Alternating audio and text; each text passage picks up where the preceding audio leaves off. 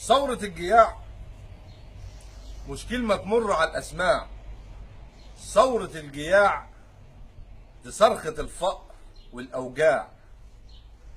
يا كل منصب جشع طماع، يا كل مسؤول خاين للوطن وباع، يا كل مستهتر مفكرني جعجاع، يا كل من هيفكر يلبسني تهمة اني متمرد على الأوضاع.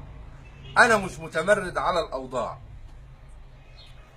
أنا أكتر واحد حاربت في الدنيا لأجل أعيش، ولقمة العيش في زماننا عاوزة صراع.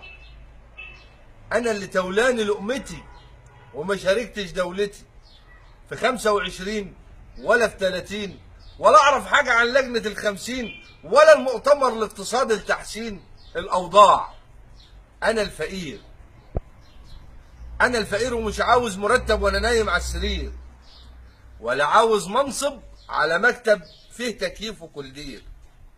أنا الفقير وراضي بقرص الطعمية وبعود الجرجير، وآخر النهار بحمد ربنا وبرضى وبنام لو على الحصير.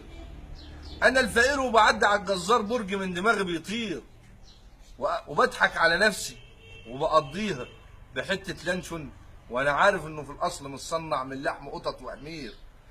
أنا الفقير وبرضى بأي سبوبة، وطالع عين امي على اما اجيب انبوبه، وميه الحنفيه تعبت لي كلويه وخلاص هخش في غيبوبه.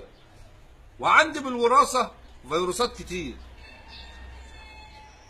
انا الفقير وحبك يا بلدي وبموت فيكي، وهبيع عمري وافديكي، ومش هرتاح وانا شايف دمعه في عينيكي، وهدعم جيشك اللي حميكي، وهحفر مقابر في ارضك لليوم يعاديكي، وهقولها لولدي وانا بموت يا غاليه، لو ضافر رجلك اتعره ياخد كفن ويغطيكي.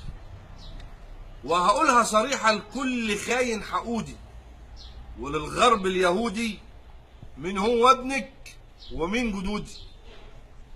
انا الجيش والمواطنين المدنيين، انا صلاح الدين، انا معركه قادش وحطين، انا الموت والمكفنين، انا عرين الاسود الجائعين، انا ابن بطنك المتين.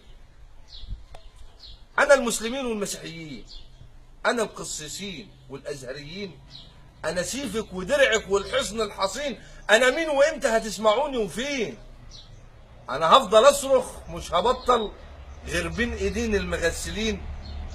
انا اللي اتفاجئت بشبابي ولا وضاع، وبحذركم من الجياع وصرخة الفقر والأوجاع.